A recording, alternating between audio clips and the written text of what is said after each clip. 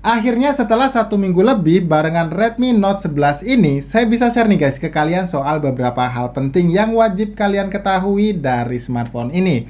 Terutama nih buat kalian yang saat ini lagi nabung dan berencana untuk beli smartphone ini dalam waktu dekat. So kalau gitu ini dia video review soal Redmi Note 11 reguler versi Gadget Friend.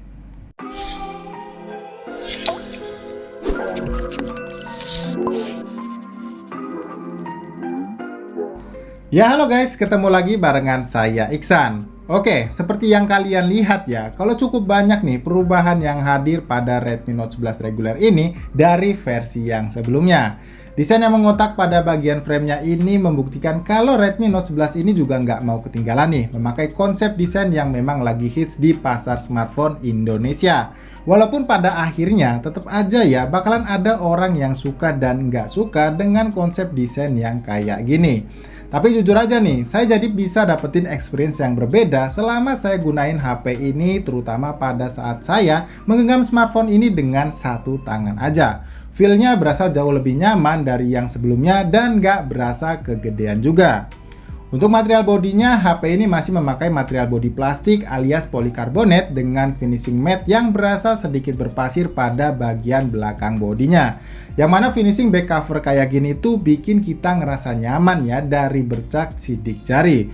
Terutama nih untuk kalian yang anti sama yang namanya jelly case atau soft case yang udah kalian dapetin juga nih di dalam paket pembeliannya. Bobotnya sendiri ini ringan ya guys, tapi tetap kasih kesan premium karena build quality-nya ini bisa dibilang cukup solid. Oh ya, untuk unit yang saya review ini adalah varian RAM 6/128GB ya guys, dengan varian warna yang twilight blue-nya. Tapi misalnya kalian gak suka dengan varian warna ini, masih disediakan warna lain juga nih, kayak graphite gray dan juga star blue-nya. Nah, kalau untuk harganya, varian RAM 6/128GB ini dibanderol dengan harga 2,799 juta, sedangkan untuk varian RAM 4/128GB-nya dijual di harga 2,499 juta aja. Tapi biasanya kalian bisa dapetin harga 100.000 lebih murah kalau kalian beli saat ada flash sale yang biasa diadain Xiaomi di official store Xiaomi di marketplace tertentu. Oke, kalau gitu sekarang kita bahas soal layarnya nih. Dibekali panel layar AMOLED dengan luas layar 6,43 inci yang beresolusi Full HD+, bikin pengalaman nonton film di Netflix atau streaming video di YouTube jadi makin asik nih. Tapi kalau dilihat secara spek, panel layar ini memang kayak di downgrade ya guys dari Redmi Note series sebelumnya. Yang mana pada versi yang sebelumnya menggunakan panel layar Super AMOLED, sedangkan pada Redmi Note 11 kali ini tertera hanya menggunakan panel layar AMOLED aja. Tapi guys, nggak tahu kenapa ya, saya lebih suka justru dengan panel layar AMOLED yang dipakai di Redmi Note 11 kali ini. Karena bisa kasih kualitas gambar yang baik, saturasinya pas, warnanya yang dihasilkan juga cukup vivid, dan yang terpenting nggak kelihatan aneh ya. Kayak di pengalaman saya tahun lalu waktu gunain Redmi Note series yang versi sebelumnya. Belum lagi layar HP ini juga sudah mendukung refresh rate layar tinggi 90Hz yang bikin pengalaman scrolling-scrolling sosmed atau bermain game gitu jadi berasa lebih mulus lagi.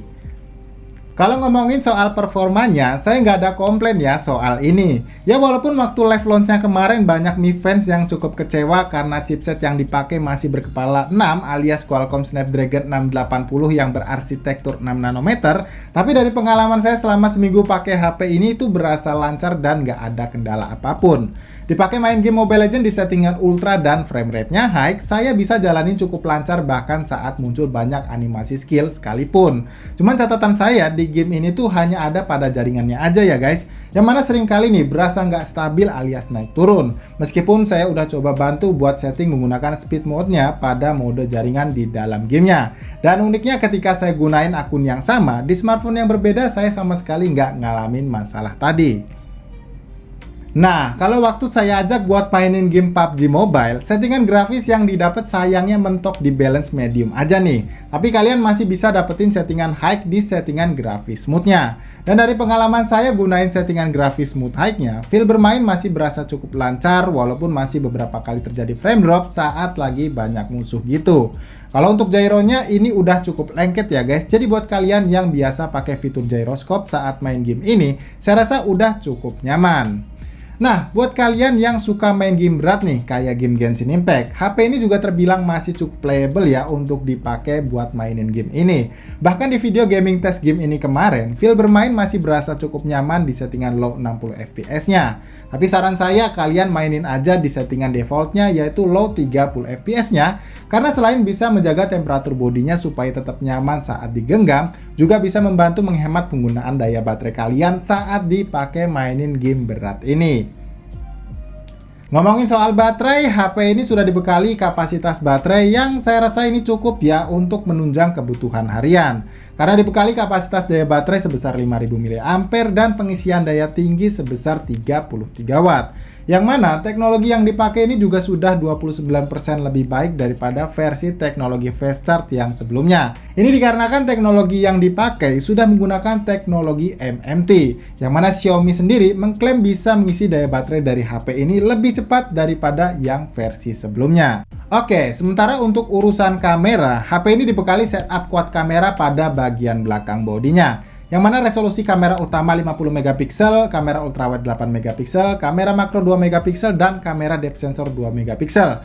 Sedangkan untuk kamera selfie-nya, HP ini dibekali lensa kamera selfie sebesar 13 megapiksel aja. Ya, walaupun mengalami peningkatan ya pada jumlah sensornya kalau dibandingkan dengan seri yang pendahulunya, tapi untuk performanya justru lagi-lagi kayak di downgrade ya guys dari seri yang sebelumnya. Yang mana pada seri sebelumnya mampu melakukan perekaman video hingga resolusi 4K 30 fps dan 60 fps pada resolusi Full HD-nya, sekarang justru hanya mampu merekam di resolusi Full HD 30 fps aja, bahkan untuk kedua lensa kameranya nih, baik lensa kamera depan maupun lensa kamera utamanya. Tapi biarpun begitu nih guys, kalau bicara soal hasil saya rasa sedikit lebih baik di Redmi Note 11 kali ini. Karena saya belum sekalipun merasa diganggu nih guys oleh notifikasi overheating yang selalu muncul pada seri yang sebelumnya. Mungkin ini berkat software UI-nya juga ya guys yang baru yaitu MIUI 13. Dan buat kalian yang penasaran sama hasil jepretan foto maupun perekaman videonya, ini dia sampelnya guys.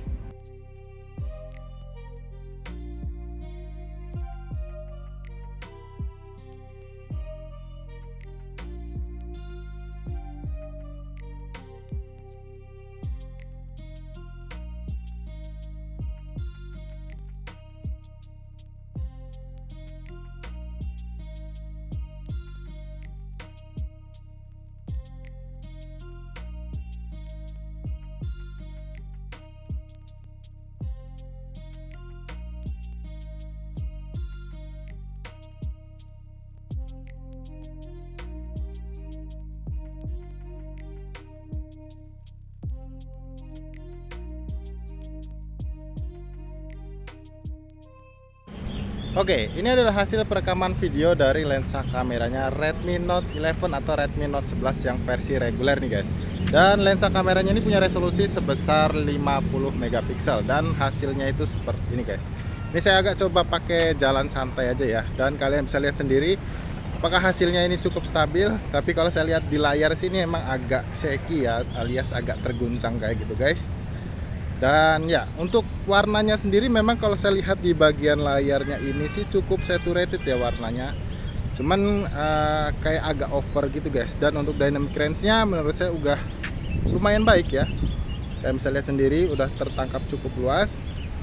Dan untuk kualitas mikrofonnya sendiri bagaimana guys? Apakah hasil penangkapan suaranya terbilang cukup jelas atau biasa aja?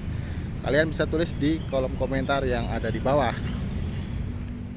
Oke, ini dia hasil perekaman videonya dari kamera depannya Redmi Note 11 reguler yang punya resolusi sebesar 13 megapiksel.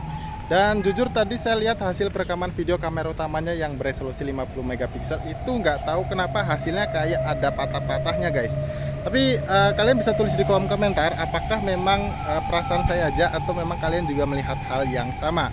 Jadi kalian pastiin, kalian bisa tulis di kolom komentar yang ada di bawah. Dan untuk resolusi perekamannya sendiri ini mentoknya cuma di 1080p 30 fps ya guys, baik di kamera depannya maupun di kamera belakangnya tadi. Dan untuk hasilnya seperti ini, kalau saya lihat di preview layarnya jelas ini nggak punya fitur stabilisasi ya guys. Dan memang hasilnya juga terlihat agak banyak guncangan. Dan untuk kualitasnya sendiri kalian bisa tulis di kolom komentar ya guys ya, bagaimana kualitas perekaman video dari kameranya si Redmi Note 11 yang reguler ini. Oke, yang terakhir sebelum saya tutup videonya, di sini saya mau infoin dulu ke kalian nih guys, beberapa deal breaker dari HP ini. Pertama, kalau kalian notice hasil perekaman videonya tadi, ditemukan beberapa lag alias ngeframe ya pada hasilnya. Dan untuk yang kedua, masih ditemukannya bug software pada audio speakernya, yang mana terkadang muncul suara bising secara tiba-tiba pada audio speaker dari smartphone ini. Ya walaupun ini mungkin hanya soal software, tapi saya rasa bakal sangat mengganggu ya guys ke depannya apabila Xiaomi akan cukup lama buat memberikan peningkatan software pada smartphone ini. Jadi buat kalian yang nanti beli smartphone ini jangan kaget ya kalau misalnya nanti smartphone kalian mengalami hal yang sama seperti yang saya alami ini. Oke, kalau gitu saya rasa cukup video review soal Redmi Note 11 ini. Dan seperti biasa buat kalian yang mungkin masih punya pertanyaan soal HP ini, jangan sungkan untuk tinggalkan pertanyaan kalian di kolom komentar yang ada di bawah ini.